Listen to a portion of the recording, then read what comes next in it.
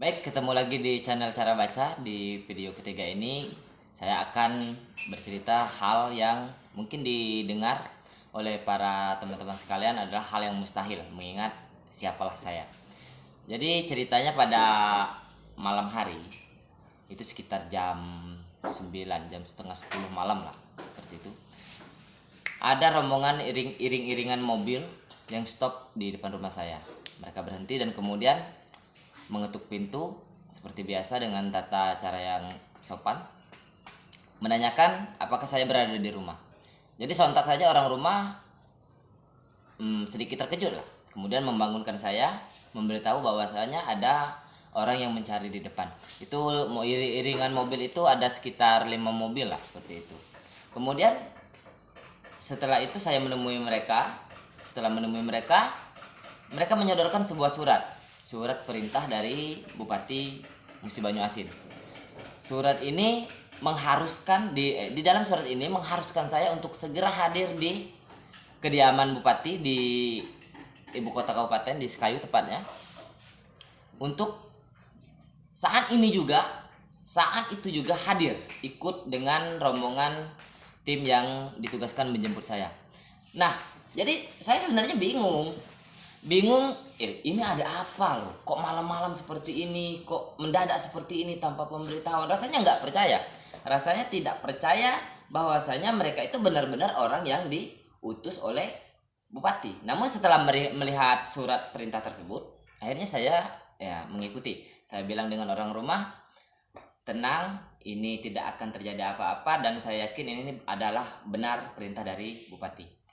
Alhasil, singkat cerita, saya pergilah ke ikut mereka ke lokasi tujuan. Setelah ikut mereka, saya bertanya, ini kita mau kemana Pak? Bapak dapat undangan untuk ikut dalam rundingan guna peningkatan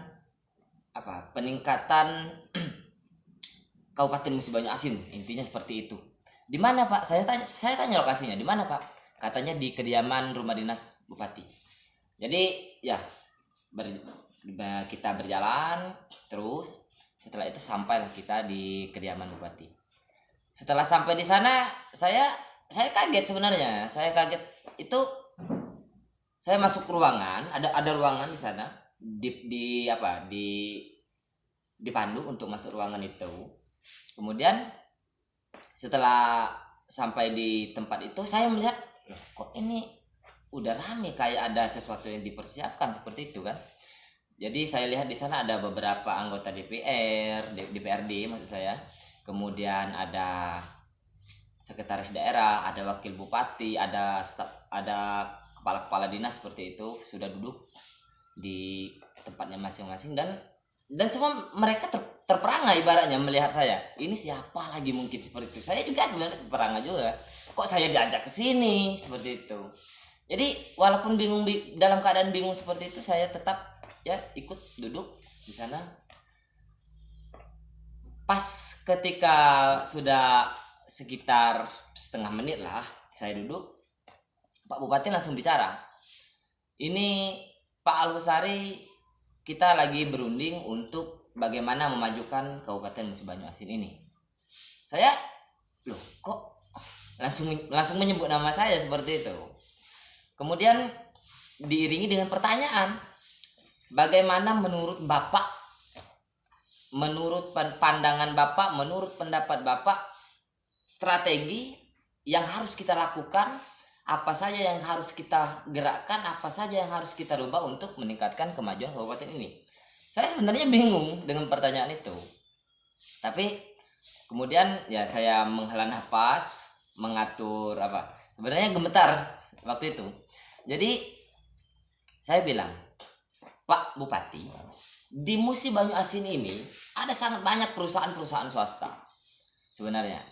Oke, jika kita bicara pendapatan kabupaten, mungkin pendapatan kabupaten kita cukup besar lah untuk dibanding dengan kabupaten-kabupaten tetangga atau kabupaten-kabupaten yang lain. Namun sebenarnya ini juga masih bisa kita tingkatkan dengan apa? Dengan memanfaatkan pihak-pihak perusahaan swasta ini. Kemudian Bupati Ya, silakan Pak, lanjut Pak katanya seperti itu. Eh, saya kemudian tetap melanjutkan pemaparan saya. Jadi skemanya seperti ini Pak, saya bilang seperti itu. Setiap perusahaan yang domisilinya di kecamatan-kecamatan yang ada di Kabupaten Musi Banyu Asin ini harus membantu pemerintah. Ini di luar CSA, di luar pajak, dan di luar birokrasi yang lainnya. Seperti itu. Membantu meningkatkan sistem pendidikan saja Pak. Seperti itu. Contoh, misalkan di Kecamatan Sangadesa ini. Di Kecamatan Sangadesa ini ada beberapa perusahaan yang letak wilayah kerjanya itu masuk di dalam Kecamatan Sangadesa. Misal kita asumsikan ada 10 perusahaan seperti itu. Nah, 10 perusahaan ini Pak, mereka harus menganggarkan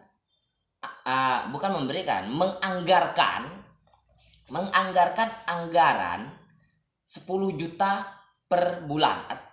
Kita buat seperti itu agar hitung-hitungannya mungkin lebih mudah ya. Kita ibaratkan 10 juta per bulan untuk satu sekolah. Misal ada 20 perusahaan, artinya ada 200 juta per bulan. Itu dibagi ke 20 sekolah. Jadi satu perusahaan hanya membantu satu sekolah saja. Nah, bagaimana caranya agar sekolah itu bisa dapat? Sekolah ini harus bersaing Pak, seperti itu saya bilang. Harus bersaing di bidang apa? Ya, banyak. Di bidang sains, di bidang seni, di bidang olahraga, dan lain sebagainya. Mungkin tidak bisa saya sebutkan satu-satu karena itu sangat banyak kemungkinannya.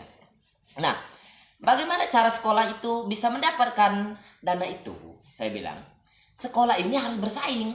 Jadi dalam 1 tahun mereka akan diadakan semacam olimpiade tingkat kecamatan lah.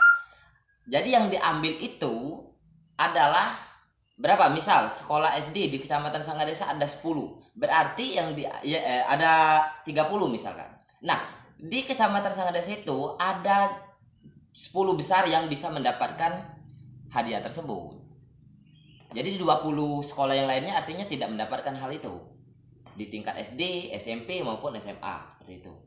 Nah, kemudian untuk periode 1 tahun berikutnya mereka kembali tanding seperti itu. Jadi sekolah ini bisa mandiri secara finansial, bukan sekedar mengandalkan uang bos, mengandalkan uang SPP. No. Karena di sektor ini juga sangat membantu Pak, seperti itu saya bilang. Jadi setelah itu ya mungkin pemaparan saya ini kurang runtut ya. Nanti bisa ditanyakan, dielaborasi lagi di kolom komentar. Silakan bagi teman-teman yang mau komentar, ditulis saja komentarnya, nanti saya akan jawab. Jadi lanjut ke cerita. Setelah itu gemuruh tepuk tangan. Saya juga heran sebenarnya, tepuk tangan itu sangat bergemuruh di ruangan itu. Tanpa terasa pas saya lihat jam itu sudah menunjukkan pukul 4. Pas saya lihat jam pukul 4 subuh seperti itu. Kemudian tidak lama itu terdengar suara azan. Azan berkumandang di tempat rapat tadi, di mungkin masjid terdekat di tempat rapat itu. Kemudian saya terbangun. Ternyata itu ya hanya mimpi sih sebenarnya. Jadi seperti itu. Apa makna dari cerita ini? Sebenarnya banyak opsi, banyak pilihan, banyak jalan untuk meningkatkan kemajuan dari suatu daerah, termasuk di Kabupaten Musi Banyu Asin ini. Oke, sekian. Ini saya yakin bisa diterapkan di kabupaten-kabupaten yang lain. Apabila kita mau mengkajinya, nanti silakan tinggalkan komentar di kolom komentar. Terbangun saya, ternyata itu semua hanya mimpi. Oke, dadah.